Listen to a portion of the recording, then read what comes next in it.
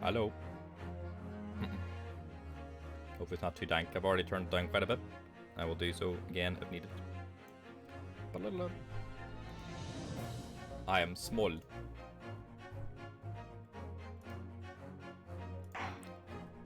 Shall we find out what happened to our boy Gregson now? I think we shall.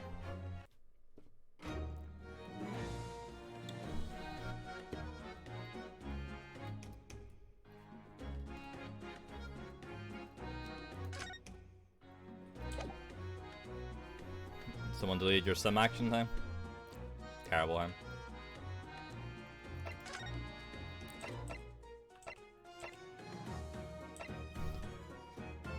You're like cycling just?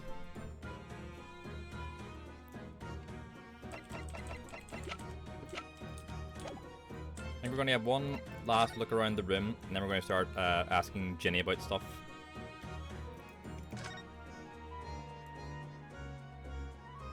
We need to get her, oh, the window as well. No digit shirt? Nah, it wasn't working out. It was too, like, long. It was covering too much of the screen. Somebody's very haphazardly nailed those boards over the broken glass, haven't they? You couldn't even really call it a window anymore. Well, you remember the window in Mr. Natsume's room? That was totally blocked up with bricks. This one does at least still let in some light, so you could say nothing more about it. I'm starting to feel even more sorry for Mr. Natsume now. That's right, his room was fucking shit, huh? Alright, I think we need to start presenting some evidence to Gina. Let's see what she has to say. See if she has anything to say about the article.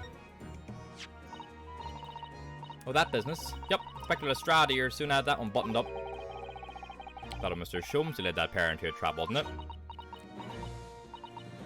Listen, Odo. It ain't easy going from East End diver to Scotland Yard detective, right? Anyway, it's all part of the charm, innit? Being a bit loose with the truth when it helps. Wrong for so many levels. Maybe I should get Iris to write stories about me. The Adventures of Inspector Lestrade. There we go. Get Gina in the stories. I think Inspector Lestrade is in the Sherlock Holmes from the very beginning. I think he's like an OG character. No.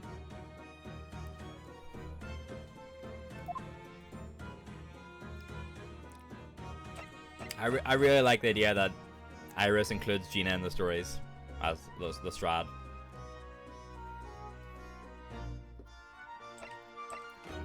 It's funny because those two usually are prickly toward each other in the stories. Gregson and Lestrade. No, at least in the one I've read. Alright, this is a picture of Mr. Vigil. Nothing for that one, obviously. Okay, so we know Gina's like default response if nothing is like can be gleaned from it. The letter of introduction. Nope. We can skip through these ones anytime we get them.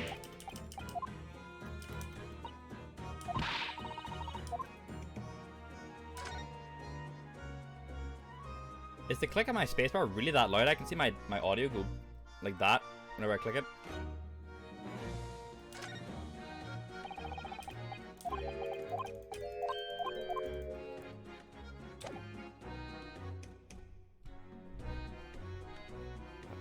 I don't know what happens in these days when the mic is super sensitive.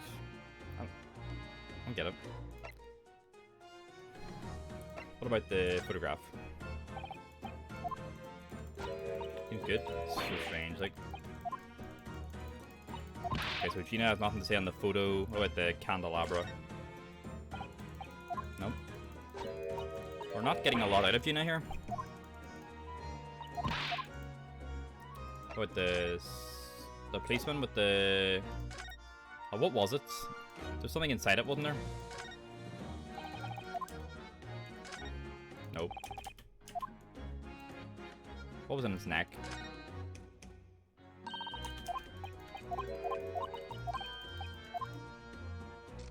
The key, wasn't it? Yeah, okay. That's right. Anything on the... Oh, nope. So, I don't think we know yet what the key is for with the revolver. Nope. Last thing is the wig.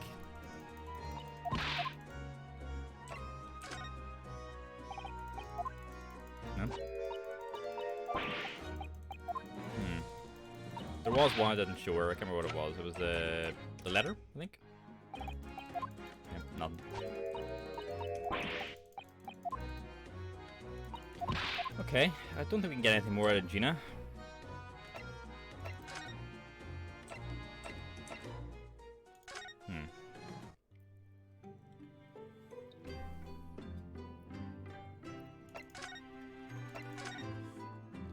Anyone home in the suite?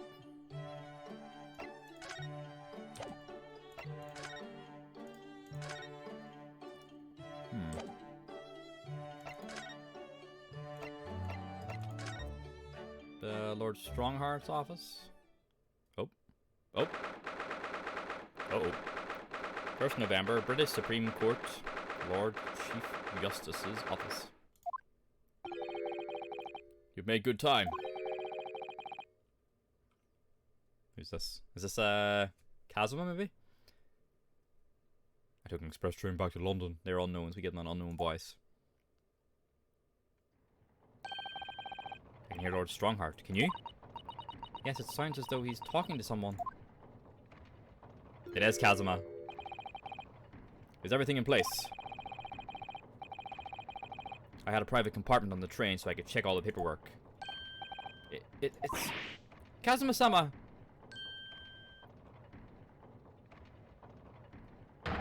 Ah, your timing is impeccable. It is? No doubt you have heard the sickening news about the Reaper's latest devilry. Yes. I'm sure you don't believe it, of course, though, Lord Strongheart. That Lord Van Zieks could have done such a thing to Inspector Gregson? Use a cup? Oh. Bum, bum, bum, bum, bum, bum, bum. I believe only in the facts. And the facts in this case point to one thing. The unavoidable accusal of Lord Van Zieks for this crime. We must bring charges against the Reaper for taking the life of our legendary detective. Oh no, surely not. It's a truly regrettable situation. Tomorrow, the Forensic Science Symposium finally begins. At the very least, though, we can show the world our justice system's swift and equitable processes.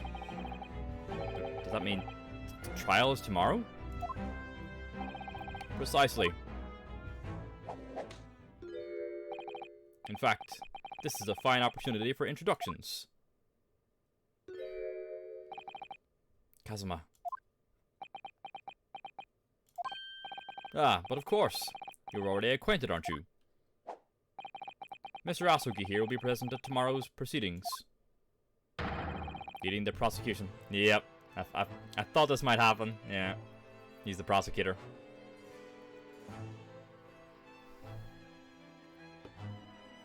Oh. Wait. What? Kazuma? Because, Van Zieks was training him as a prosecutor, right? As I'm sure you're aware, he's a very capable practitioner of law. Kazuma-sama, a prosecutor?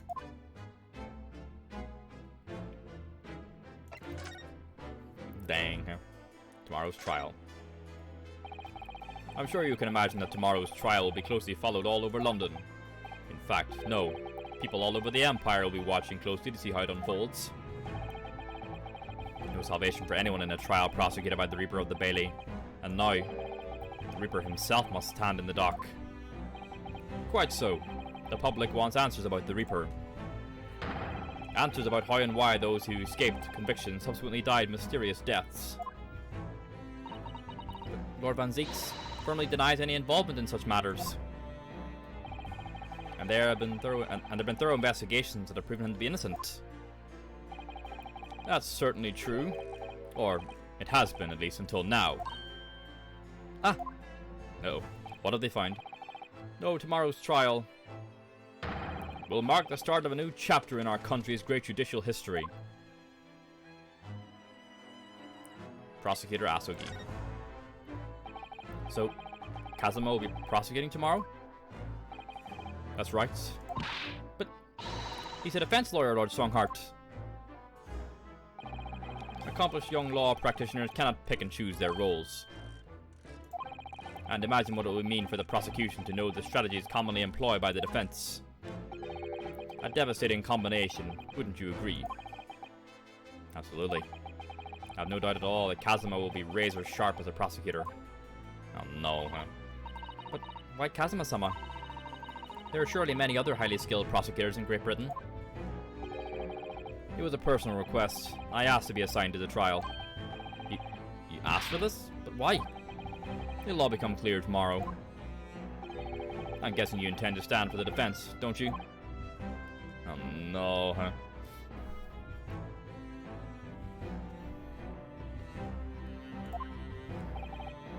Although, the Reaper appears to be turning down all offers of representation. I'm surprised such a personal request would have been upheld. It seems unprecedented. Quite exceptional, in fact. You are quite right, Miss Mikotaba. Tomorrow's trial will be unprecedented and exceptional in every way. After all, the accused is one of Britain's greatest prosecutors, the pride of the Empire. It would be unwise to give the public a reason to perceive it as a judiciary closing ranks. So that's why you're happy to let a foreigner handle the prosecution. Ryunosuke, let's see how your skills have been honed after practicing law in the land for so many months. Kazuma, I don't understand why you're being so hostile to me now. This isn't going to end well, my friend. The killer's gun. Oh yes, we noticed that there was a gun at the scene of Inspector Gregson's death. Do you know if it belongs to Lord Van Zieks?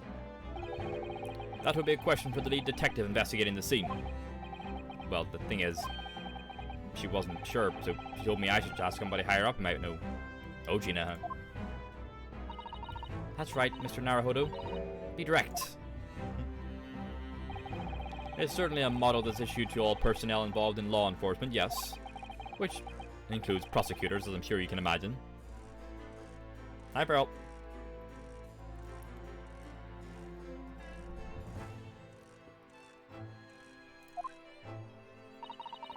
In that case, it could actually have belonged to the victim.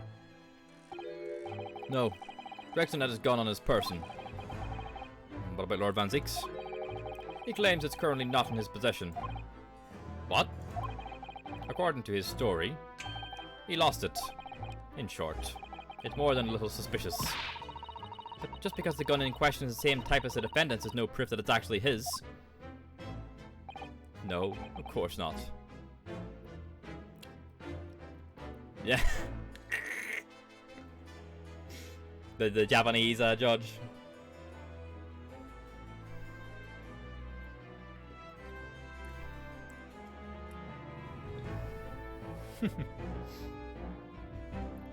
You're aware that Gregson has been killed in Farrelheim? Rest in peace, Sam.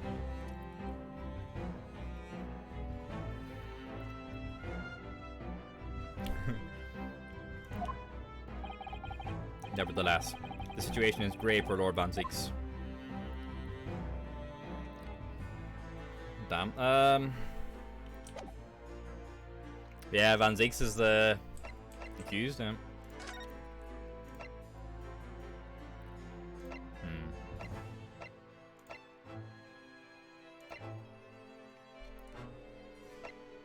Do we need to show something to Lord Strongheart, maybe?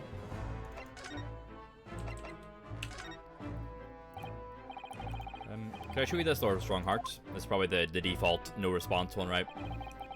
I'm the Lord Chief Justice. I'm not here to offer advice about evidence. Oh.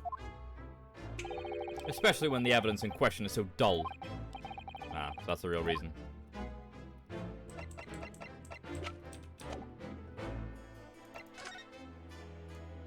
Kazuma? I'm sorry for all the worry I've caused you, but he'll be alright now. Has your memory completely returned? Yes, completely. I remember everything. Ah, music. Including what I was coming here to do. Right. Kazuma-sama. Can't tell you how happy I am to see you alive and well like this. But how did you come to be here in London when you were suffering from amnesia? It was the voice. This past year, I've been hearing it in my head constantly, saying the same thing over and over. Go to London. That's where your destiny awaits. It was that voice that guided me here to London. I'm so sorry for what's happened. Anyway, my memory might have returned to me, but there's something that won't return to the way it was before. What do you mean? I'm a prosecutor now, so I'm sure our paths will cross again very soon. Page. Doesn't look like we're going to glean much more here. Well, thank you very much, Lord Strongheart. Remember, tomorrow's trial will go down in our Empire's history. There's much you could learn from the public gallery. I'm gonna be out down on that fucking defense floor. Dickhead, huh? Sorry I've taken up so much of your time. We'll see ourselves out. Hold it! Oh. Before you go, Rinosuke. Oh, what is it, Kazuma? I just wanted to thank you. Kazuma-sama, what? You took my determination to heart and brought it with you over the ocean in my stead. And you carried out my role to perfection. You always were intent on studying British law in order to change our own justice system. It was your dream, and Mr. Naruhodo didn't want that to die with you. Yes. But I had another purpose for coming here. Oh? I actually have a favor to ask. Which is? This trial I'll be prosecuting tomorrow. I'd like you to be there to see how it ends. Right in front of me. As the defense counsel. Yep. Why, what's this all about? I know you have what it takes. But Lord Van Zieks would never put his fate in my hands. On the contrary, he recognizes your talent. He does? It's not easy to see behind the facade sometimes. Here, have a look at this.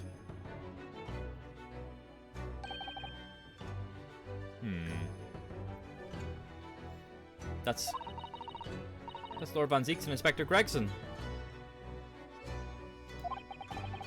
In a photograph that must have been taken some time ago by the look of it. And who's the third person? That's Lord Strongheart, right?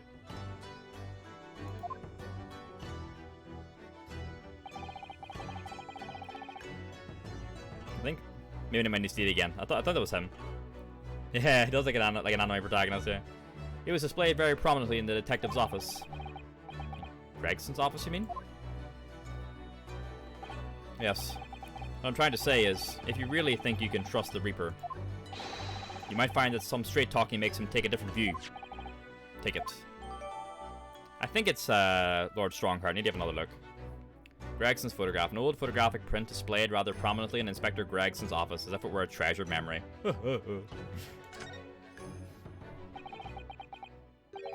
don't understand.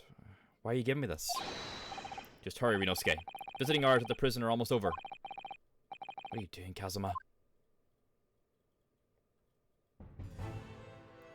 Right, is that the same symbol that Lord Strongheart has that's in the picture? It's like the cross with the crown on it. Yeah, it's a very similar. I think it's the same symbol, right? Maybe not. Maybe I'm like projecting. Oh no, I suppose it's not. It's the same. This is. Oh, it's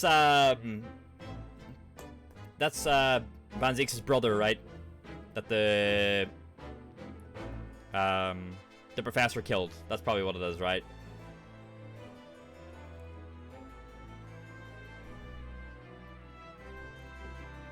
I'm assuming that's probably what it is, because it was his brother's death that kind of like sent him down his current path.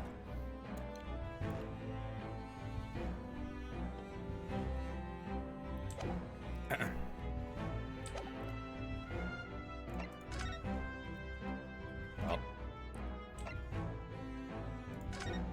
time to go to the prison. 1st of November. Local prison, cell 1.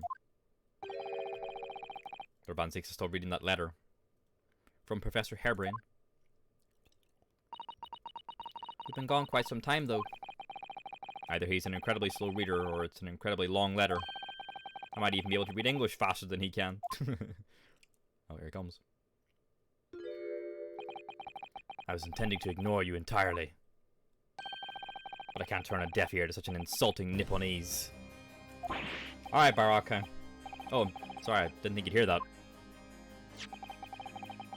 I had the case notes brought to me in secret. I was reading them to pass the time. You can do that? Yes, we heard your trial is set for tomorrow. Which is none of your business. So, have you found a lawyer? How many times must I reiterate the same thing? This has nothing to do with you. In other words, no. We were just talking to Lord Strongheart, and the prosecutor for your trial has been decided. I'd expect nothing less. Though I have no idea who it is. It's going to be Kazuma Asugi. Asugi. That made the color drain from his face. Well then. It seems I'm going to have to engage in conversation with you again after all. Let's go. No getting out of it this time, boyo. Asugi. 10 years ago, my older brother, who was the director of prosecutions at the time, was murdered. And the killer, as you know, was a visiting student from the Far East. Not a single day goes by when I don't curse the name Asugi. Yeah, it was Kazuma's father.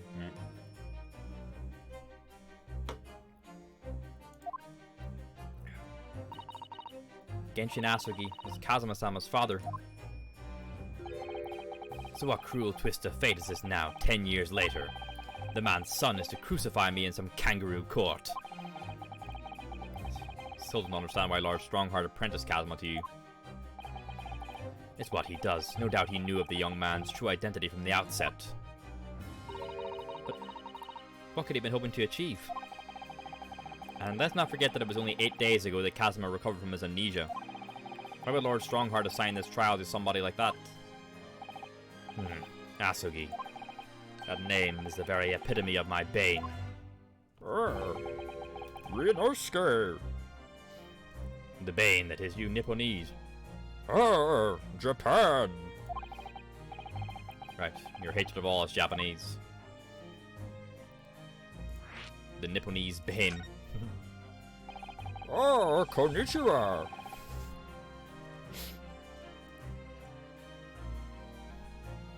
That's Nipponese bane, huh?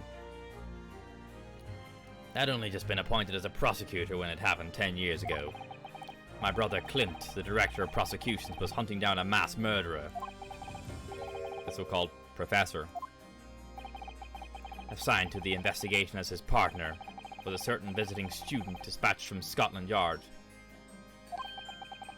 That was Genshin Asugi? Exactly. I developed a deep respect for the man. He seemed noble-minded and chivalrous in the extreme to me. But none of us saw the true nature of the man. Oh. Good music.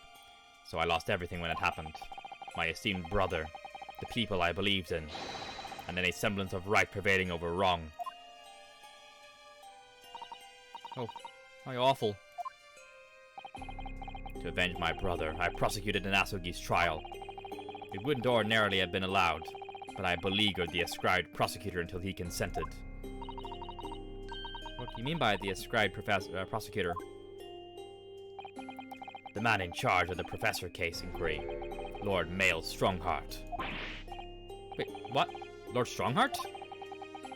He was a highly accomplished prosecutor, but he agreed to relinquish the trial to me and act as my advisor instead. Interesting. Since that time, he's the one person to whom I felt indebted. I'm sure he must have seen your zeal for the case and recognized your potential as a prosecutor. Anyway, time passed, but then earlier this year, who should arrive in London but you? Ah! And of all things, as a lawyer. I felt your animosity the first time I ever faced you in the courtroom. Your obvious deep loathing of us Japanese. I kept telling myself it was illogical. But for so many years, that hatred had festered inside me. I could no longer control it. And I can understand why, now I know the history. But in the same way that I've long felt the Nipponese to be the bane of my life, to Kazuma Asugi I am the bane of his. The Reaper who sent his father to the gallows. He's looking for revenge, and he intends to take it in court tomorrow. Inspector Gregson. Gregson's transfer to the Paris Police Prefecture had finally been arranged for the coming month. But he'll never make it to France now. It's a tragedy. Oh yes, come to think of it, he did mention something about that, didn't he? I wonder, does it happen often? Being transferred internationally, I mean? It's the first time I've ever encountered it. Oh! The Paris police welcoming an English detective is almost inconceivable. I can't imagine what kind of magic Gregson must have worked to put that arrangement in place. I think that mystery has even the Reaper perplexed. I'm afraid to say that we were very ignorant about Inspector Gregson's standing. We hear that he was considered something of a legend at Scotland Yard. That's the Gregson music, right? Again, it was 10 years ago that he first made a name for himself, by uncovering a decisive piece of evidence that exposed the professor's identity. If it wasn't for Gregson's singular approach to the case, the discovery would never be made. What sort of approach?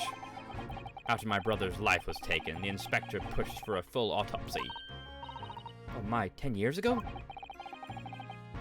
Why is that so surprising? Autopsy was considered a desecration of the body at the time, and rarely performed. And my brother was of course a noble.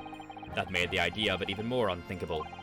But something Gregson had dug up in his investigation made him determined it was necessary. His powerful convictions somehow influenced the House of Lords, and as a result, I could avenge my brother's death. So, you must have great confidence in the inspector's abilities then. And it sounds even more inconceivable that you would have taken his life. I don't have confidence in anyone. Oh. And I'm sure Gregson felt the same way. I've no doubt he thought of me only as the ominous Reaper, just like the rest of London. What really went on between Lord Van Zieks and Gregson, I wonder? What was the true nature of their relationship? It almost seems in that picture like Gregson was like his dad, or like he was like a dad figure or something like that, right? He has his, like, his hand on his shoulder or something like that. Your gun.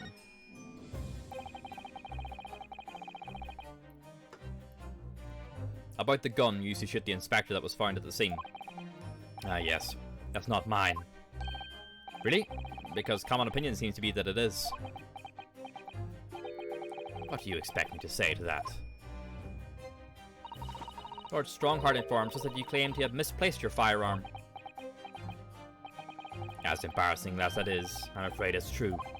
But when did you lose it then?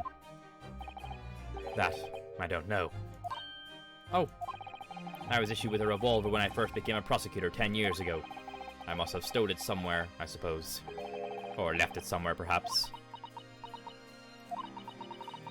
You have something in common with Lord Van Zieks after all, Mr. Naruhodo. A talent for misplacing things. No, this has nothing to do with me. Don't drag me into it. Don't make the mistake of associating me with this Nipponese. Oh dear. The rift is very wide, isn't it? So it's not decisive evidence, clearly. But it doesn't look good, that's for sure. Alright, let's show him the photo. Right. Lord Van Zieks. We came by this old photograph. Where did you get that? So that's Clint down on the right, on the left, right?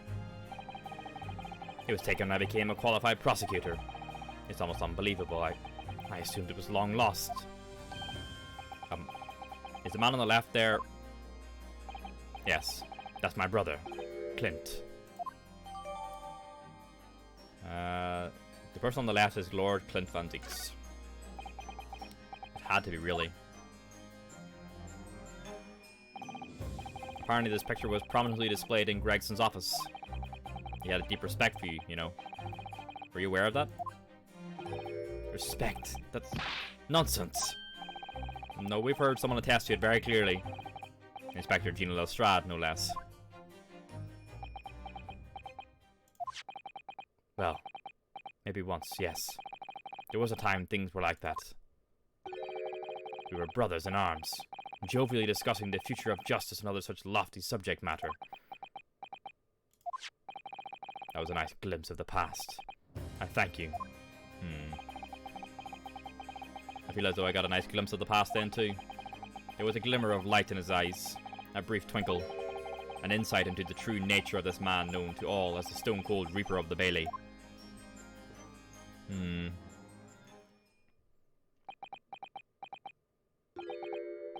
Mr.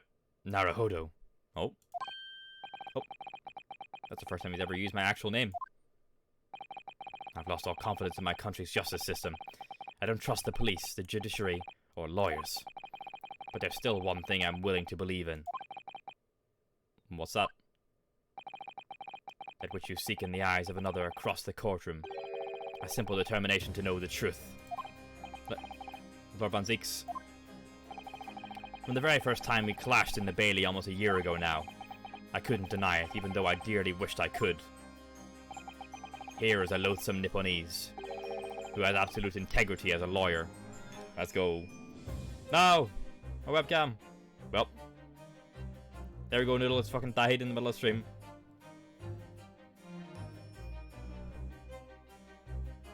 Alright, webcam off. Alright, looks like no webcam for the rest of the stream today, folks. Sorry.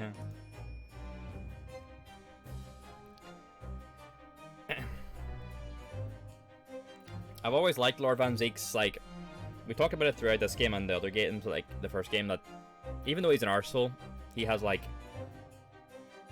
you know, he's always dedicated to the truth, and I really like that.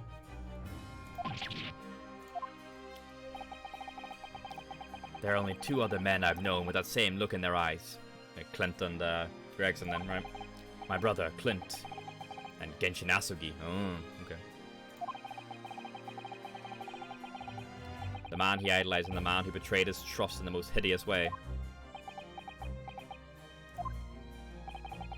When you showed me that photograph just now, it reminded me. You mean this photograph? Back then I was able to laugh. I was free of the shackles of mistrust that plague me now. I looked to the future with hope. Since then, I've protected myself against betrayal by refusing to trust anyone. But at times, the mire into which I've sunk makes it almost impossible to breathe.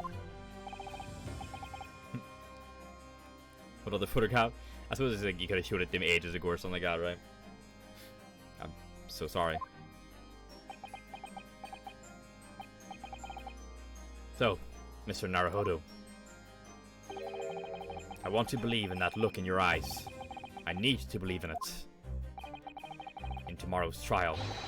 Will you advocate for me? Let's go! Of course I will. It'll be an honor.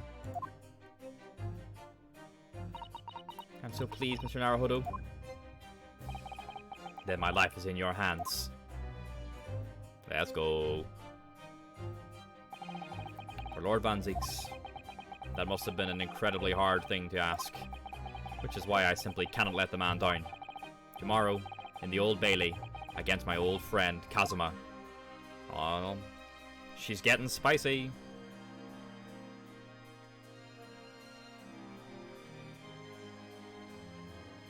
Music is so good, huh?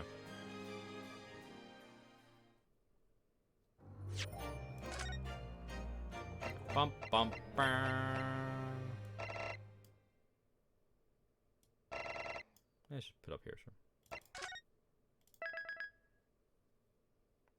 Trial part 1. Oh, shit. We going. 2nd of November, 8:56 a.m. The Old Bailey Courthouse. Dependent antechamber. There's that old familiar feeling again. The crushing pressure of this historic courthouse. Actually, no. It's a little different today. There's an even more menacing tension in the air. There is a menacing tension in the air here today, isn't there? I suppose. Yes, I think so. There is. It can only be the result of the menacing appearance of the defendant. A little more courtesy, if you please. Oh my, I do apologize. However, you're certainly not mistaken that this trial is far from ordinary. What do you mean? I'm not privy to the details. However, I understand that no jury has been selected. Huh? A trial without a jury? Well, that's just like the trial of the professor 10 years ago. Oh, shit. Ruh-roh. It ain't sounding good. Closed court. Oh! Good morning, my dear fellows. Mr. Sholmes. Have you made note of my hair, Mr. Naruhodo? An outright victory for science, you must agree. I was about to say his hair back to normal. To be perfectly honest, so much happened yesterday that, well, I completely forgot about your little hair problem. Ha! What to one man is a little hair problem is to another a day of drinking dubious potion after dubious potion. You have no idea how my stomach ails me this morning. Oh dear. How awful for you.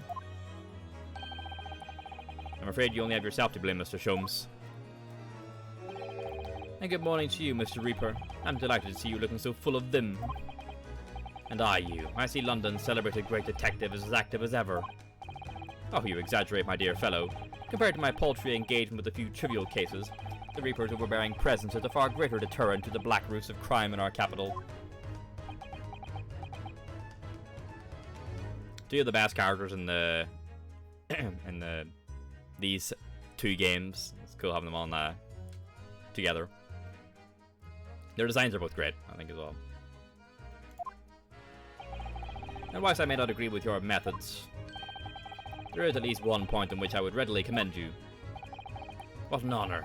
And that would be your eye for a good lawyer, sir. Mr. Sholmes.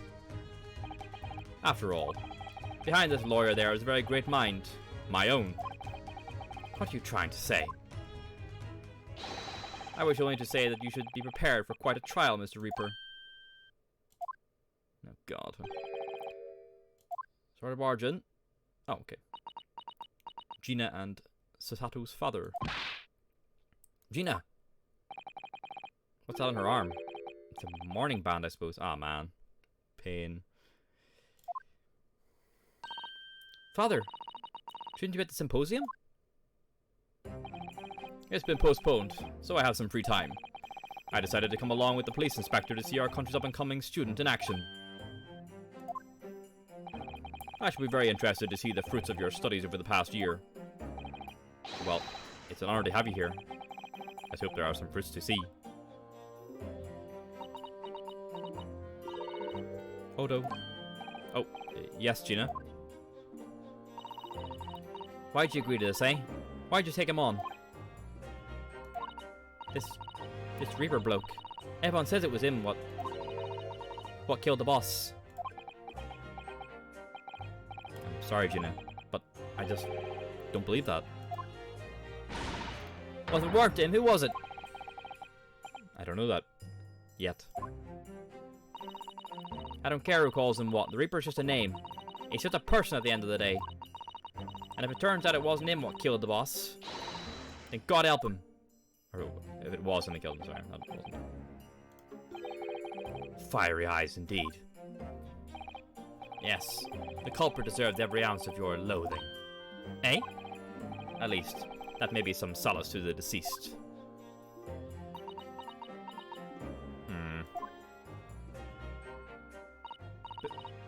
Please, Odo. Get whoever did this. For the boss. Oh, Gina. I hate feeling this useless, but there's nothing I can do. So you've gotta find who done this and make the wretch pay.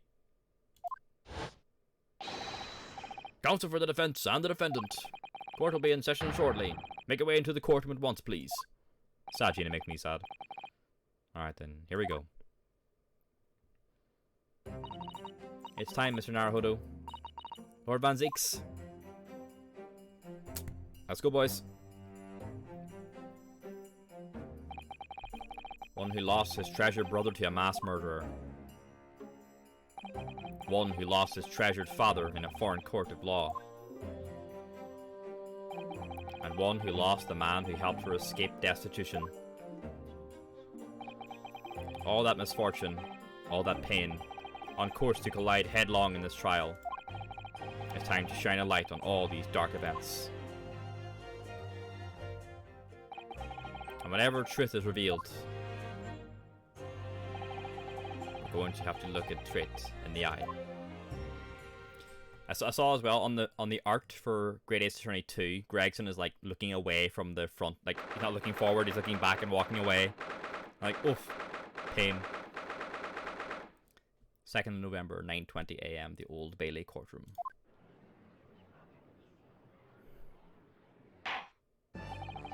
In the name of Her Majesty the Queen, I hereby declare this court to be in session. We are here to conduct the fair and just trial of the defendant, Baroque Van Zieks. Counsels for the defense and prosecution, are you ready to begin? The defense is ready, my lord. The prosecution is more than ready. Oh, Kazuma-sama. I've been wishing to see you in court again for so long. It feels... but I never pictured it happening like this. I never thought I'd be facing you behind the prosecution bench. The so-called Reaper of the Bailey has been a scourge like no other, undermining Her Majesty's justice system. Today we must uncover the truth behind this scourge. In other words, this trial is going to be a lot more far-reaching than Inspector Gregson's murder.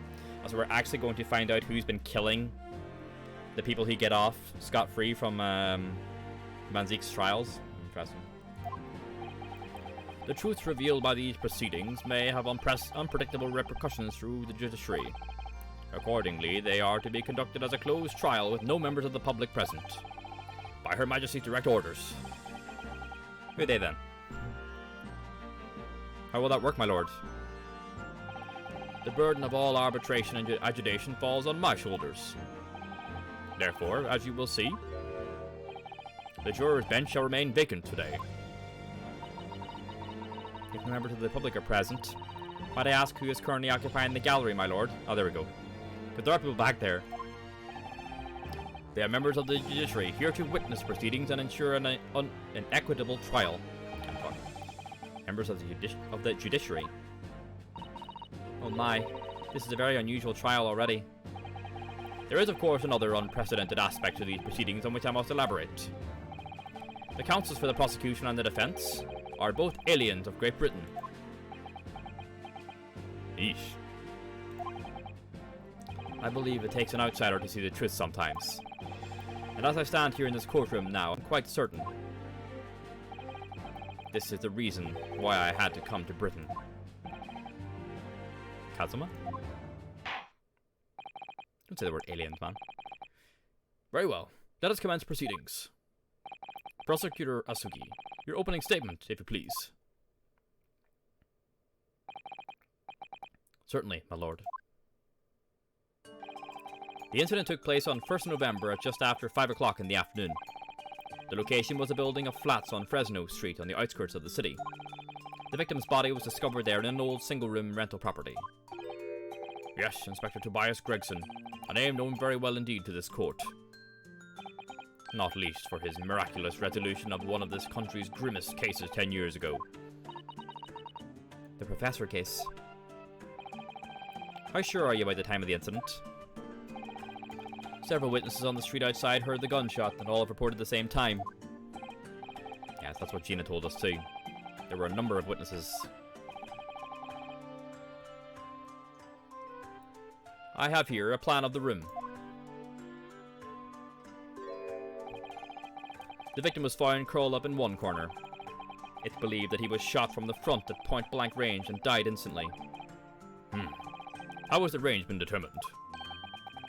There were scorch marks around the entry wound. Such marks are caused by the gunpowder used to fire the bullet.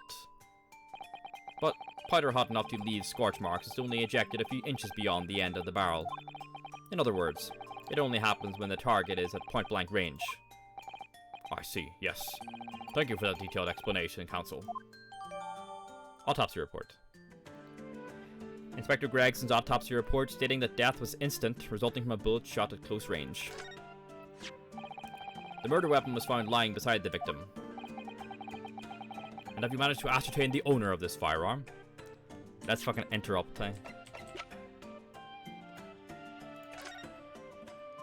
Coroner Maria Gori.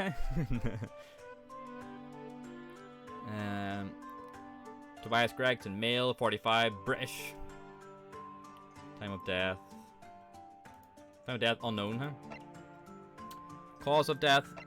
Is the reason why the time of death is blank? Cause of death. Victim was shot in the chest at close range from the front, resulting in instant death. Scorch marks at point of entry. The bullet exited the body from behind. Yeah, it supposedly hit the candelabra, right, and shattered the candle.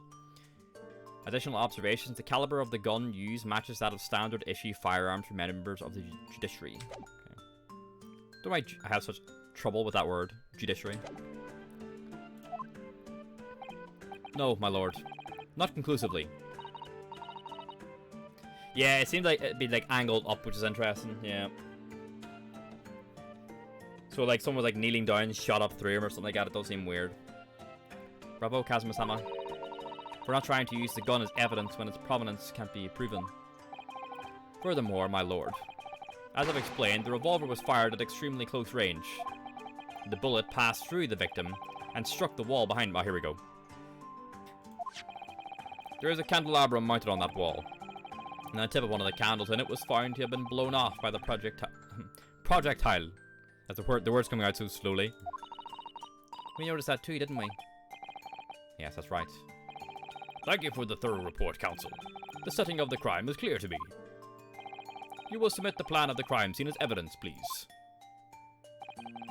As you wish, my lord. Crime scene floor plan. A plan of the small room in the building of flats on Fresno Street where the body of the victim, Inspector Gregson, was found. Is this Fresno Street room Inspector Gregson's private abode? No, my lord. The room was rented to a Mr. Hubin. But there is precious little furniture inside, and it is generally in a poor state of repair. I'm still trying to get the joke or the pun from that name. Hubin. Still get it, huh?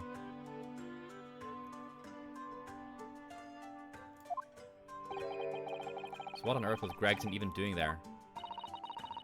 Presumably he was investigating some case or other when a policeman was informed of the gunshot from the witnesses and rushed to the scene. He found only the deceased inspector and the accused standing alongside, holding the revolver. The attending officer arrested the accused on the spot. So, the details of the case are clear. In that case, the prosecution would like to call his first witness. Hubin, yeah. Right. Here we're going to get for witnesses. The only new characters we've had so far were the red-haired couple. Or the red-haired, like, from the, that were in, stop it. The two red-haired lads that were in, Shum's office, right? The members of the red-haired group, whatever the fuck they're called. The thieves, basically. Apart from that, we don't know any new characters this one yet. It's always fun getting new Ace Attorney characters, because they're always so fun and different. A name, please, Counsel. Naturally, the accused himself. Ah, okay. Van Zieks first. Lord Van Zieks? As a prosecutor, he believes in the oath of office he's taken, and will be compelled to tell the truth. Very well. Let the defendant take the witness stand. Alright, Van Zieks, let's go. So, witness, state your name and occupation for the court. Baroque Van Zieks, Old Bailey prosecutor. I presume, Lord Van Zieks, that you heard Prosecutor Asuki's opening presses. I did. It is alleged that you were found at the scene of the crime, and that you were arrested by the arriving police officer. Can you confirm this? Yes, my lord. Then I'm sure the court would like to hear you explain some things away. Namely, why you were there in the room on Fresno Street at the time in question. And what exactly took place. I intend to explain away nothing. I will simply tell the truth. I must say, Lord Van Zieks, I never imagined this day would come. Or rather, I didn't want to imagine it would come. But since you became known as the Reaper, a part of me has been dreading it.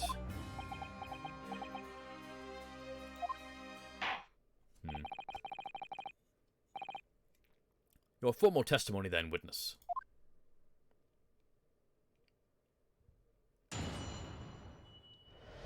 Let's go. The facts of the incident.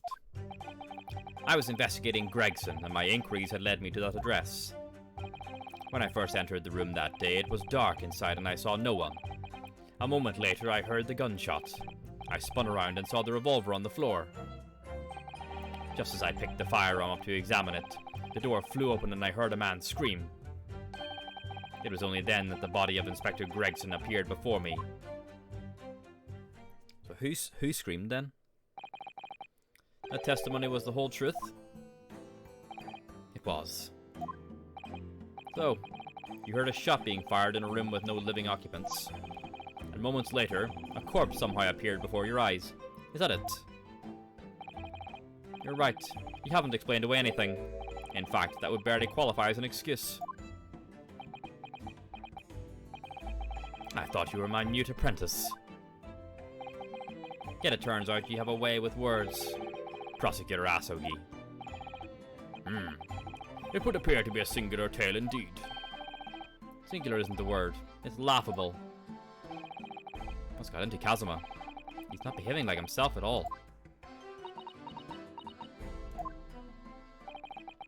Well then. Very well then, sorry. Counsel, you may begin your cross-examination. Yes, my lord. Alright. Let's get some deets out of Van Zieks.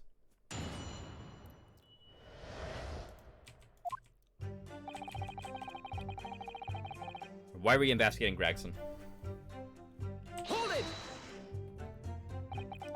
You were investigating the inspector? What on earth for? I'm not at liberty to say. Sorry? I'd identified a distinct possibility that Gregson was involved in a case I was investigating. Regrettably, though, he was killed before I could secure the proof I needed. Is the court to understand, then, that on the day in question you followed the victim to the scene? No. I was privy to his movements in advance. How? I stole into his office in the yard and consulted his diary. Oh. The address on Fresno Street was noted in the 5 p.m. entry. You illegally entered the man's office. In Japan, that alone would constitute a very serious offense. As it does in Great Britain, I assure you. Is that not the case, Lord Van Zieks?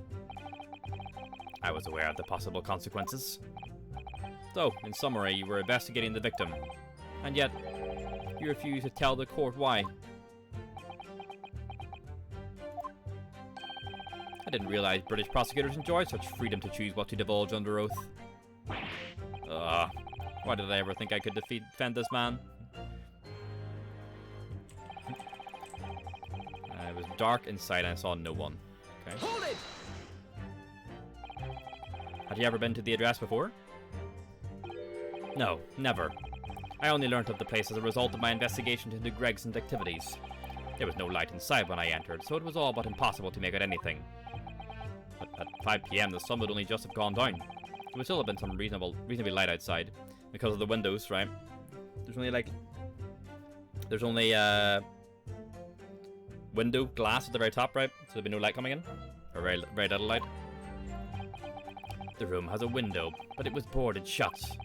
Very little light found its way into the room from outside, so it was extremely murky inside. I wouldn't have noticed if the victim was already lying on the floor. There was no artificial light in the room, you say? You're quite sure? I'm quite sure that the part of the room where the body was found was very dark. I have a feeling there was a small oil lamp burning on the desk, though I couldn't say for certain. Look, Mr. Naruhodo. Here, right? Yeah. There is a small desk in the room just here. Yes, I remember, and there was an oil lamp on it, as well as the framed photograph. Yep, what's up with that photo? When I entered the room, I closed the door behind me and started toward the desk to investigate. And what did you find? Nothing. I never actually reached the desk. Okay. So he hears the gunshot, spins around, and sees the gun. Hold it! Okay, but no people. So, who fired the gun?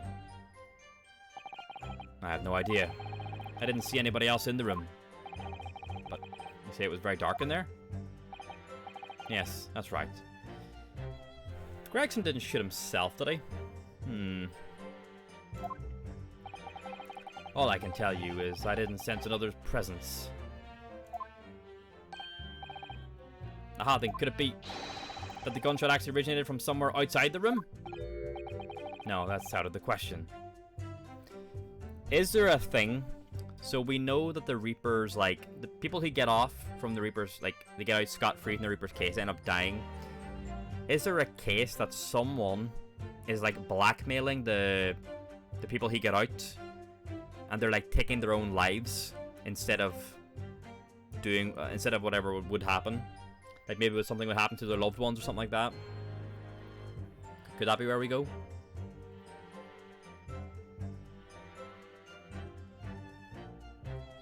Because this case is going to dive into, like, what's actually happening to the Reapers, like, victims, right? It is quite dark. I feel like there's been some dark stuff, though, hasn't there, in this one so far? Like, there's your girl who tried to, like, poison you guy with rat... Remember rat poison? That was the whole thing as well.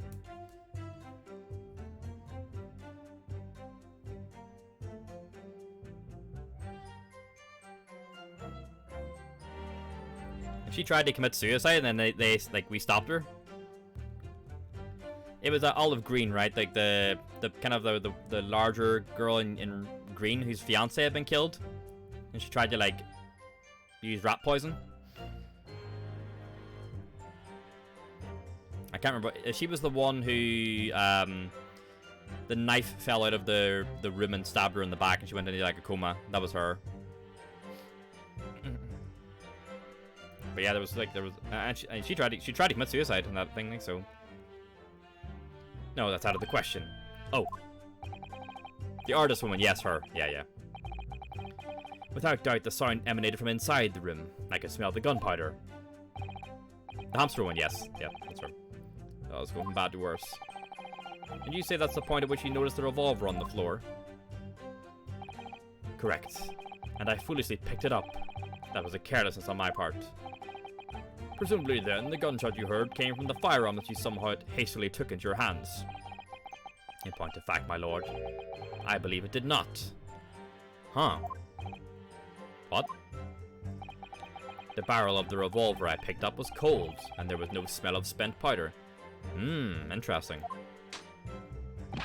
But then, where on earth is the gun that was fired? That scenario of Fire sounds like a much to say. You drop the gun and it just go shoots on the floor. Or like the bit in Hot Fuzz where he throws the shotgun and it fucking hits the floor and shoots. Jesus Christ! He shoots the priest.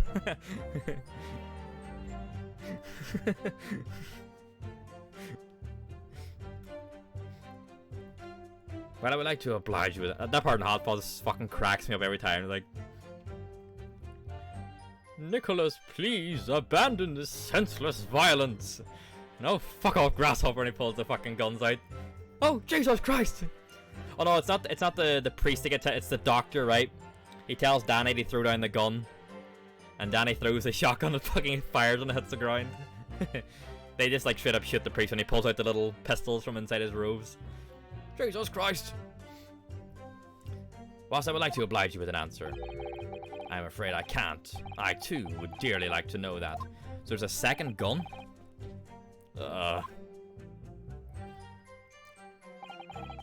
Just as I picked the firearm to examine it, the door flew open and I heard a man scream. Who screamed? Hold it! A man, you say? One of the witnesses, I presume. That's right. One of the street merchants working on Fresno Street. Oh, I can't wait to meet some new characters. I fucking love Ace Attorney characters. They're so good. Who are these merchants? A number of them had set up their stalls directly beneath the boarded window of the crime scene. A match seller, a newsmonger, and a peddler. They've all given statements saying they heard the gunshot. And without thought of danger, they ran inside to see what had happened. Yes, Gina told us about that yesterday, didn't she? They burst through the door with some force, it would seem. They did. And almost gave me a heart attack in the process. But you're supposed to be the Reaper. The first man to come in immediately noticed the revolver in my hand and fled. A policeman patrolling on Fresno Street heard the commotion and was able to arrest the accused shortly after the incident occurred. Anyway, the man's scream drew my attention in that direction. It was only then the body of Inspector Gregson appeared before me. Hold it! Getting every last little detail out of this as we can. What do you mean by that? In what way did the body appear? Well, the light came in from the door, right? No? I honestly can't explain it, but it's the truth. As far as I was concerned, the body hadn't been there until that point, and then suddenly, there it was. Did you perhaps hear the sound of the victim falling to the ground just beforehand? At that moment, what I heard was the sound of the door flying open and the scream of the man who came inside first. Nothing more. I see. After the man fled, I examined the body. I was stunned to find that it was Gregson. Most curious circumstances indeed. How the inspector was killed or how his body seemed to appear out of nowhere. I had no idea.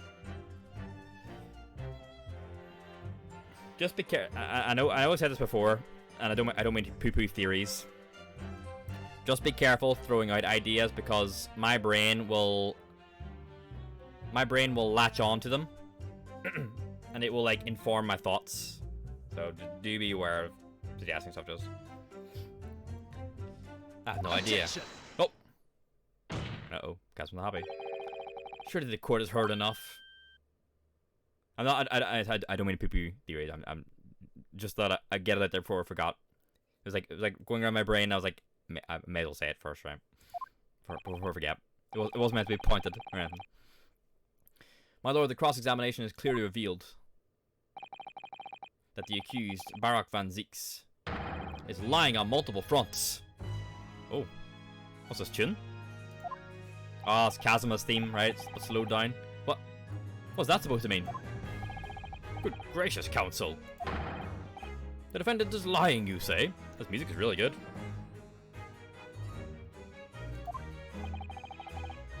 In his testimony just now, he claims that he failed to notice the victim's body because the room was dark. That's correct. No, that's impossible.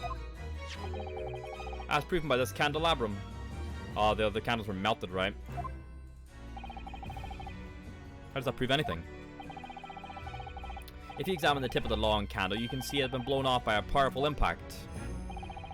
One would assume that the projectile from the firearm passed through the victim and struck the candle. The problem comes when you consider the other two candles, which are clearly of a different length. Yes, I can see that only the candle that appears to have been struck by the bullet is long. We could reasonably expect someone to have lit all three candles together, which begs the question of why only one has ended up longer than the others. That must be because that particular candle was extinguished when the others were still burning. Ah! That's right. When the candle was hit by the bullet, it obviously went out. But the other two candles would still have been burning. So the fact is, the victim's body would have been illuminated by the light still thrown by the candelabrum. And the accused claim that he couldn't see the body clearly contradicts those facts. Ah, Van Zieks, why are you lying, man? And now to the next lie. There's more? The accused also claims never to have visited the scene of the crime before. That's the truth. In that almost empty room, the police discovered something very unusual. A board covered from top to bottom in police documents and newspaper cuttings. Yes, that's right, we saw it too. It goes without saying that the contents of the police documents cannot be divulged. However, they included a number of reports from various historical cases, the oldest of which was from 10 years ago. 10 years ago. This is starting to sound familiar. And there is a common thread linking all documents on that board. Indeed. What is this common thread, Counsel? They all relate to cases prosecuted in court by Barak van Zieks. All of them? And furthermore, all those cases are ones in which the defendant was acquitted. Yes, these are the ones that were killed later, right? Good lord. The Reaper curse. Interestingly, none of those defendants are alive today. Yep. Because all of them have been sent to their graves by the Reaper. Ah. Oh no. In short, that dingy little room is the Reaper's secret hideout and his base of operations. The Reaper's hideout? And yet the Reaper would claim never to have been to his own secret hideouts. No one would believe that. No, the truth is, we've been looking at this backwards. Backwards? Explain, Counsel. Inspector Gregson was investigating the identity of the Reaper. When he discovered the location of the man's secret hideout, he was killed. As I'm sure everyone can imagine. By the Reaper's hand. What? What?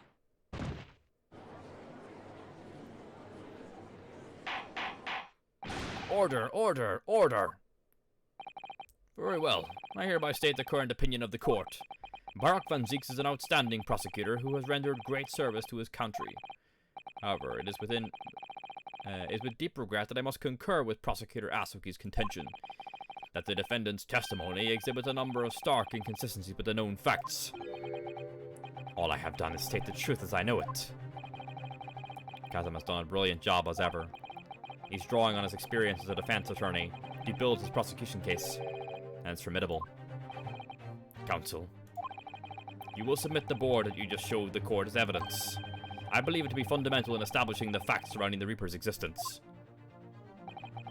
Thank you, my lord. A freestanding notice board completely covered in notes and articles relating to victims of the Reaper of the Bailey. Alright. Oh, new witnesses? Oh fuck, we need to have a look at this first before we see new wacky characters, eh? Right. What's on the back of the board? There are details of a whole raft of cases dating back years on here, aren't there? This paper from 10 years ago is browning with age, look.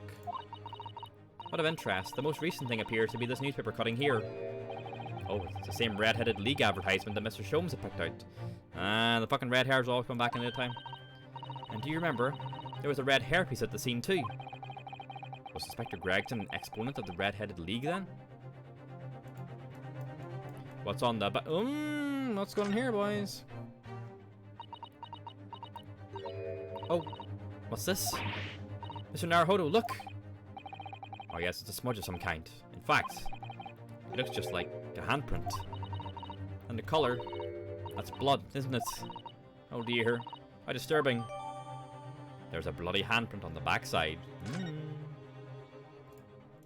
Details, details. Right, are we going to get the two, like, red-haired lads from this morning, or are we going to get some new characters? Now the prosecution would like to call new witnesses to the stand. Witnesses who saw events unfold on the day in question. They were mentioned in the previous testimony too, if you remember. Yes, the street sellers who heard the gunshot and went running into the room. Very well. Lead the witnesses in. The defendant may step down from the witness stand. Certainly, my lord. Well, it can't be those ones from earlier, because I suppose we don't know if they were. No, they seem to be thieves, right? They weren't merchants. Oh. Oh. New car. Hey, this lad again. So, witnesses, state your names and occupations for the court. What is up with man's lips? Right. Names? We don't use names. Far too fancy for the likes of us. We're just free and easy. Sell what we like, Live where we want to live. This guy we do know. I give them all a vacant stare as they walk down Fresno and spin a few words into a verse for them. I thought we knew. I'm pretty sure we knew this guy. Was he not like the carriage driver in the first game? Ah. Would I be right in assuming that all three of you make your living by selling wares on the street? Gossip. Hey, everyone calls me Gossip. I sell jaunty little tidbits to passers-by, you know. Jaunty little tidbits. Got an absolute smasher for you, sir. Right up your ginnel it is. 6pence is the price, not a penny less. Wait, you're actually trying to sell to me now? Oh, come on, sir. Don't tell me you're not interested. Try the man. Give him the money and see what it is. Pay the man, counsel. Alright, alright. 6pence it is. You won't regret it, sir. Now, got your listening ears on? Just between us, a young couple on Slate Street have just had twins.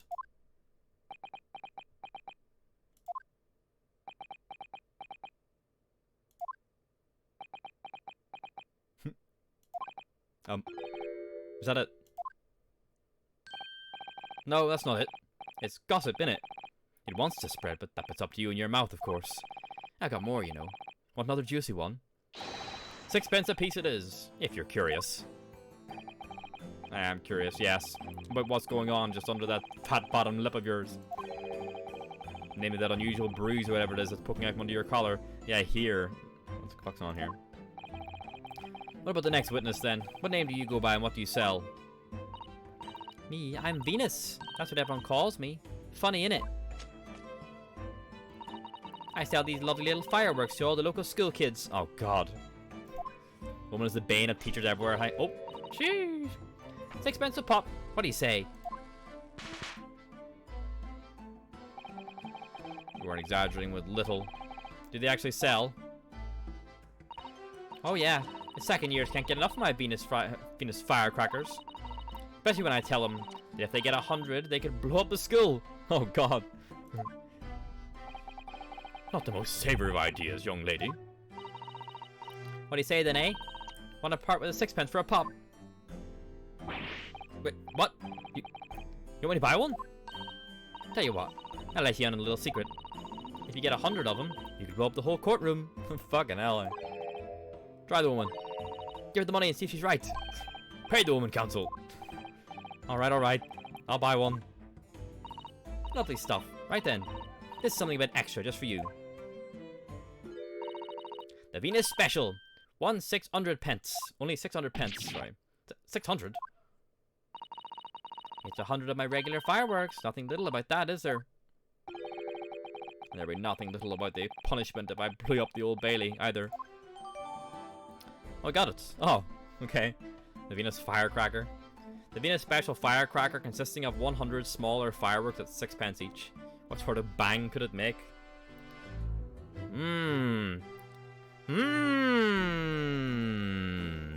Interesting, huh? What sort of bang indeed, huh? Hi, Leo. Could it have detonated an old Gregsy's chest by chance, I wonder?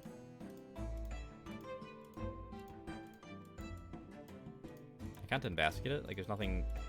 Oh.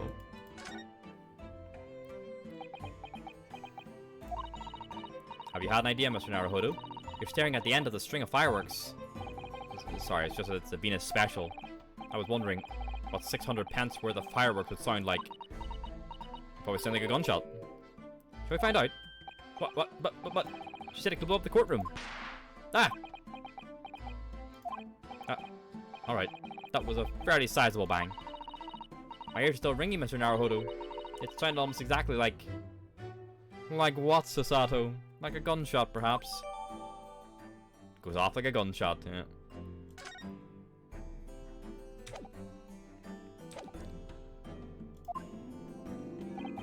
I'm a thinker, me. Think all sorts of thoughts. I think, therefore I am. I am, therefore I think. I think. Because I stand there on the street, watching the world go on about me, they call me the observator. Get out of it, old man. Everyone calls you Sandwich, and you know it. So you don't actually sell anything. Problem shared is a problem halved, as they say. I give advice I do and think what it means. So is he not the other guy then? Guess not then. He just looks really familiar. I don't actually sell anything, no, come to think of it. Hot, actual hero? Pity. No more purchases today, please. Well, we have quite a cast here, it seems. They conduct their business on Fresno Street from morning until night, my lord. And always in the same place, directly adjacent to the crime scene. I see, and thus they heard the gunshot, I suppose. Not only that, but they very bravely ran inside to see what was going on, and witnessed the crime. Well, I'll be beggared, I thought, to between us. Venus de Milo, what am I to do? What a terrible thing I saw. Venus de Milo, I guess. What I think is, if all what we see is light and shadow playing with our eyes, is any of it real? This man is not here, huh? Very well. The court will hear the formal testimony of these three witnesses now. You will describe in detail what you witnessed and heard at the time of the incident. Ryunosuke hasn't commented about recognizing Sandwich, so I assume it's not the same person.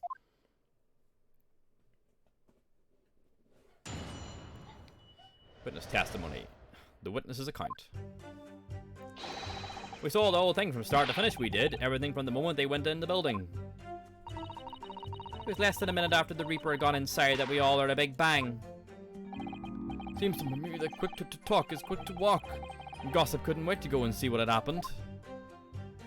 I ran into the room and there he was, the Reaper, gun in hand, standing over the dead body. I was scared half to death, me, so I ran out to find a copper. So Gossip was the one to scream then, according to Van Zieks? If these witnesses were there the whole day and saw everything, who did they see going inside the building? Only the victim, Inspector Gregson, and the accused, Barak Van Zieks. I've seen pictures of the Reaper in the paper. I know what he looks like. And between us, folks love stories like this. I've made myself a tidy sum already. But wait, the room was just one of several flats in the building. Someone from another flat could have done it. All those flats on Fresno Street are unoccupied. Of course they are. They're small, damp, dirty, and expensive to boot. Beppu, that's right. Who was he again? Was he the carriage driver? Yeah. Why is he now selling shit time? I'm trying to remember what happened to him in the other game. He got fired, I guess. Maybe, I guess, yeah. Oof. Well, see, what was his involvement? I wanted to do a risky look up. You're trying to remember. Remember what he had done. I'm just like scared I might spoil myself. Let's see, Ace Attorney Beppu. Right, I'm going to check.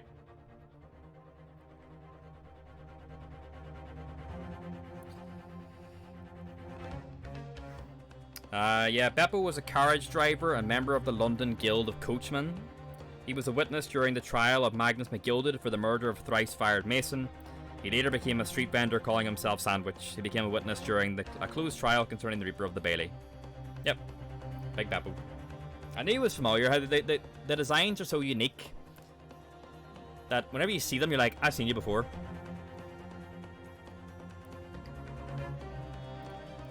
The room in which the inspector was found is the only property in the building that's currently leased. And we know the leaseholder's name, don't we? It's Hubin. The testimony the court has just heard would appear to leave little room for doubt.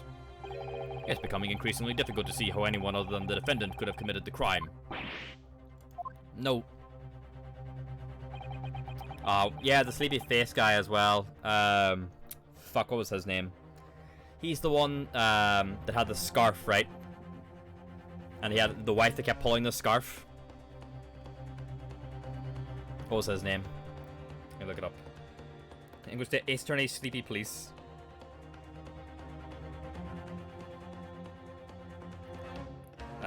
Rolly Beat. That was him.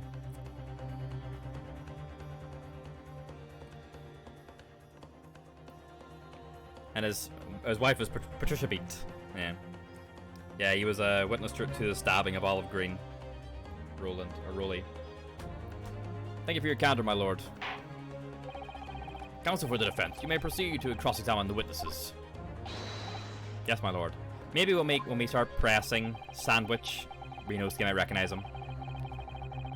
In a closed court like this without a jury, the judge is the only person whose opinion matters. Which is interesting because that was last game. That was the first greatest attorney, where the Magnus McGilded stuff was. It hasn't been in this game at all. So Beppo was last game. So I have to break down this testimony somehow.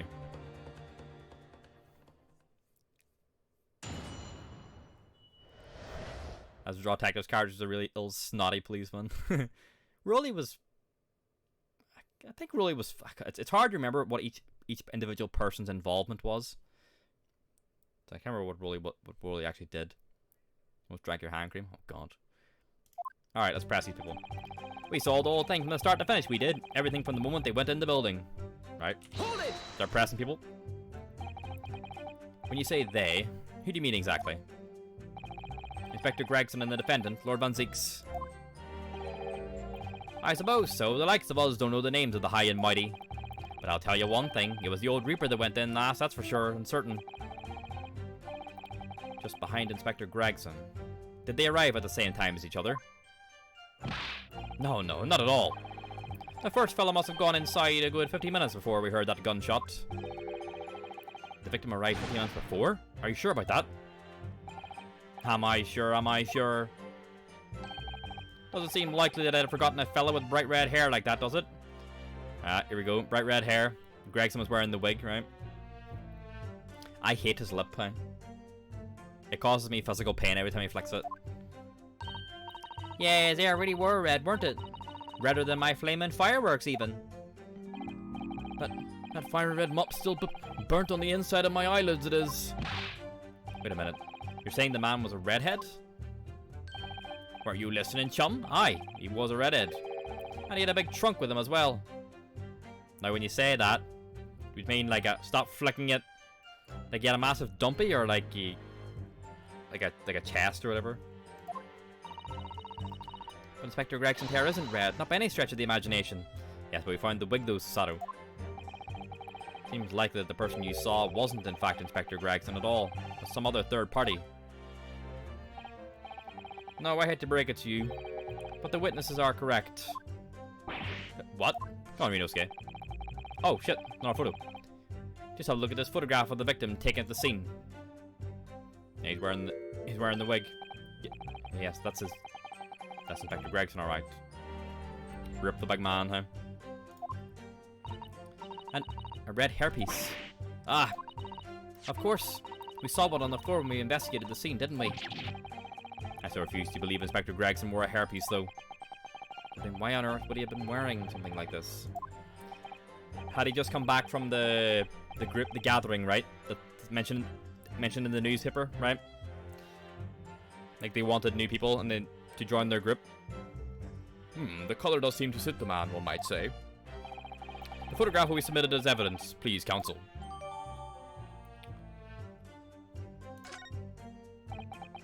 What became of the trunk that the red-headed victim was supposedly carrying?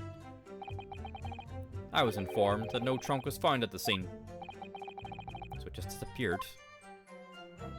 Stop flicking it. What, do you expect us to have been watching the building every second, do you?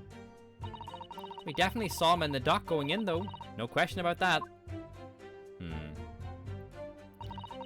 was less than a minute after the Reaper had gone inside that we all heard a big bang. Right. Now, what, did it sound like your fireworks? By which presumably you meant the gunshot. I sell these little things, don't I? How would I know what a gunshot sounds like? But I've always thought it probably sounds a bit... like this, doesn't it? You said that you heard the noise almost as soon as you saw the defendant here enter the building. That's right. It was almost straight away. Bang, it went. Just like that. That sounds way too fast. Well, he's a Reaper, isn't he? That's what the French call a... fait accompli. When the Reaper's around, people are going to the ground. I mean, that's what he does, isn't it? I think we get the message. The Reaper couldn't allow the inspector to live after he discovered his secret hideout. There can be no clearer motive for the crime. Yes. It's certainly an eminently credible motive. Great. And at that point, you ran inside. Is that correct? Seems to me that quick to talk is quick to walk. Gossip couldn't wait to go and see what had happened. Okay. Hold it! So, when Gossip ran to see what had happened, did you go too? Well, me, I'm a bit hampered, you see. All the signs are that I can't move very well. You were way behind, presumably. With that sandwich board around your neck and that big sign in your hand. Do you reckon he does, like, he spins it around and all, you know, the sign in his hand, like, woo! You see him spinning over his head, behind his back and all, huh? What a great burden you bear. Pardon me for asking, Mr. Sandwich, but do I recognize you? Is it possible you and I have met before? There we go, yeah. I'm not anybody, me. The signs are what make me who I am now. I sign, therefore I am. So, you weren't employed as an omnibus driver just under a year ago then? There we go, huh?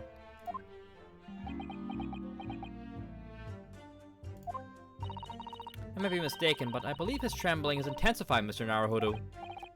Yes, I agree. He's clearly been through a lot.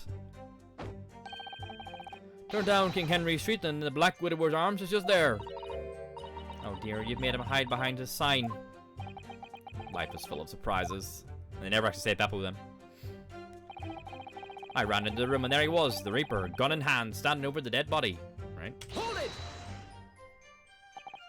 So then, you were the first person to arrive on the scene. Is that right? Did you scream? That I was. Kicked the door open like a professional I did, and you yelled out, "What's going on here?" Lord Van Zeke claimed all he heard was a man's scream, though. And was it dark inside the room? No, not dark at all. There were candles burning on the wall. Really? And there was a fella collapsed on the floor. Would you have sight of that when you opened the door? If you turn to the left, you would see it, I guess, right? There's the door up there, and then Evan's over here.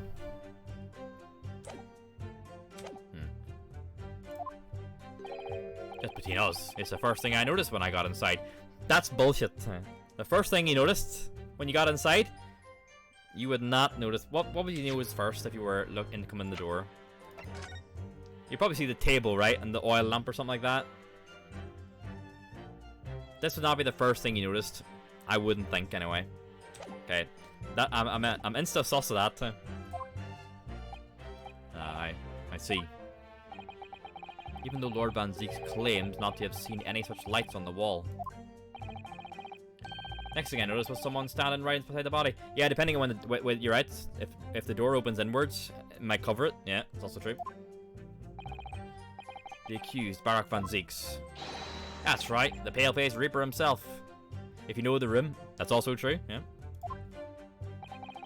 I was a little shocked, I won't deny it, but I'm no lily-livered coward. I stood my ground to give the Reaper a cold, hard stare myself. Oh. Beppo? Excuse me! Mr. Sandwich? Do you have something to add, Mr. Sandwich? There's really nothing to me. Empty in the head I am. Just 2 slices with no middle. So I don't know what you could want with me. I think that maybe you just remembered something. Having heard Mr. Gossip's last statement, I mean. Well, what I think is we're all nothings, really. We try to dress ourselves up as something else, but at the end of the day, we're all just street sellers.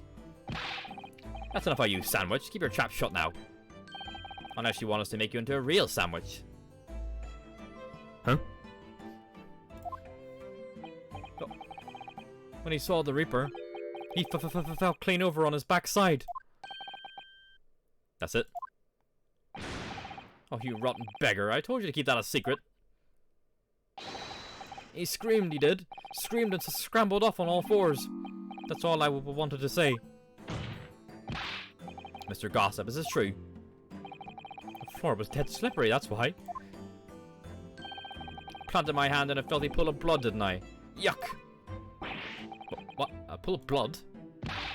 Listen here, even when I was sprawled on the floor, I still kept giving that Reaper a cold, hard stare. Don't you forget it. Let's just go back a little. Did you say you got blood on your hand? I did. Hi. Happens to the best of us at times, doesn't it? What about that handprint on the back of the board? I was scared, so I stepped over. We can keep it just between us, can't we? No, Mr. Gossip. I'm going to have to ask you to add that information to your formal testimony. Oh, if I must. The witness will amend his testimony to include the aforementioned details at once.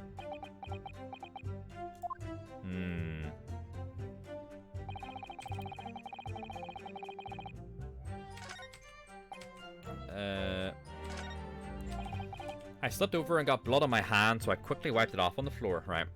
So we know there's a bloody handprint on the back of the thing, but we're going to press on this anyway. You wiped your hand on the floor? Well, who wants blood on his hand, eh? Horrible stuff. And they might have thought I'd done it. No time. And you didn't think that might be a problem? Does it really matter if I left a few grubby handprints on the floor? They'll get cleaned up in the end, won't they? Don't make such a fuss, that's the message from all of us. Is something wrong, Counsel? No, my lord. I didn't remember anything in the report about a bloody handprint on the floor. That's all. Don't come out with all that. You can't intimidate me. I know what I did. I wiped it off. On the floor. The blood. I wonder. Could that be what happened? Mr. Naruhodo? I don't have all the answers yet, but I think we may have just uncovered a vital clue. That's presses, boyo, huh?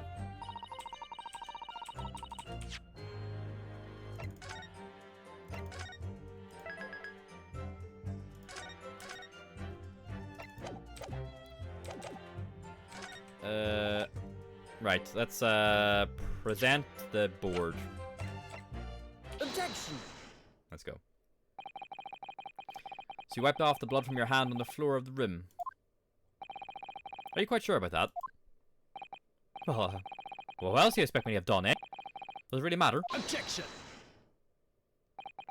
The police find no such handprint on the floor during their investigations.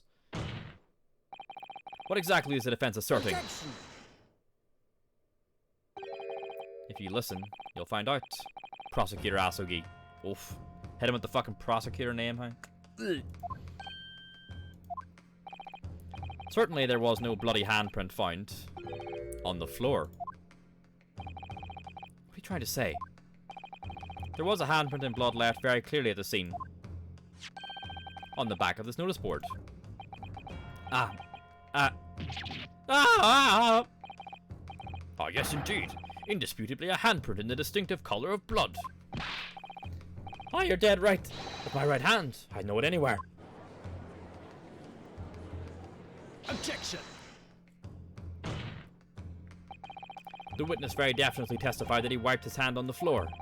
Any handprints on the back of the board are irrelevant. Objection! Not if the board itself had fallen over onto the floor. In that case, it's quite possible for the witness's handprint to have ended up there. Just look at the floor plan of the room. Hey, what is one? Oh, there's the door there as well. Look, the door does cover the thing. The door covers the body when you walk in. The notice board was in the opposite corner of the room to the victim in an upright position. Even if it had somehow been toppled and was lying on the floor at the time. It would have been a considerable distance from the body. True. I fell over when I came across the body. So I was basically right next to the corpse, not on the other side of the room. Head to bed, Noodle. Alright, no worries. Have a good sleep. I'll wrap us up soon then. In other words, the defense's assertion is contradictory. Maybe we'll go to the bottom. Yes, it is.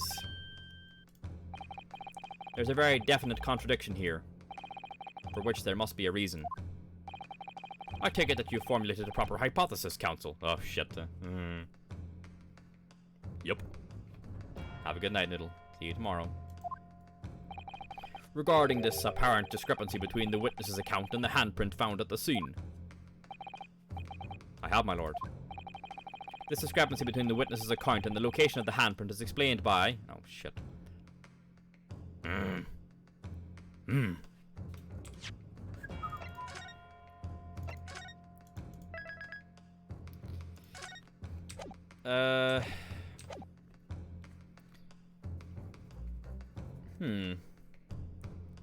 Another handprint, the board moving, false testimony.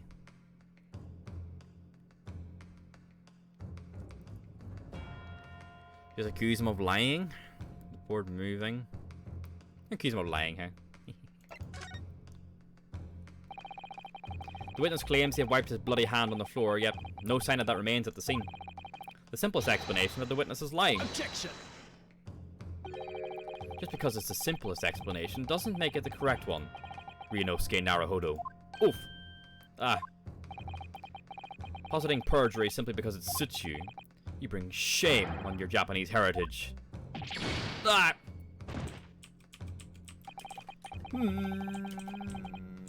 Fuck.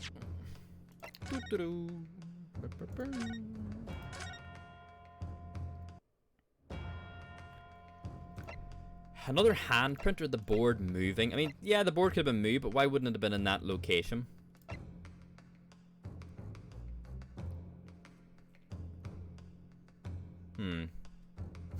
That's a 50-50 here. I'm trying to like think it through in my head in terms of the story, like what it would be. The discrepancy between the witness's account and the location of the handprint is explained by...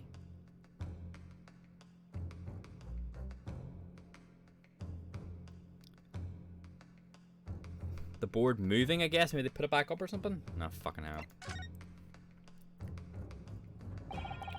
The real contradiction here is the handprint itself, not where it was found. As the court can see, it's upside down. Good gracious, so it is. If the witness had put his hand against the board, the finger should be pointing upwards. What does that tell us? It tells one simple fact. When this handprint was made, the board must have been lying on the floor as I previously suggested.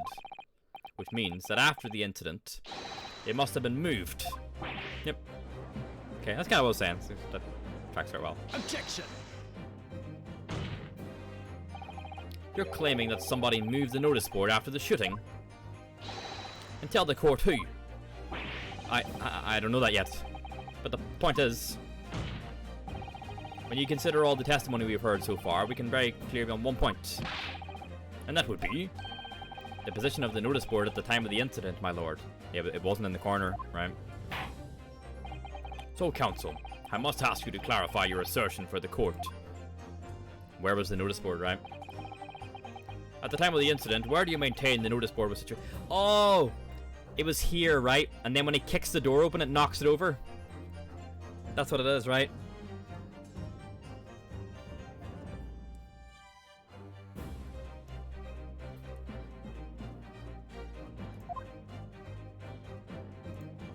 It would have been there, right? I think he knocked the board over when he opened the door. It was like here or so. Take that! This is the only possible location. Yep. Right where the door was. Immediately adjacent to the doorway.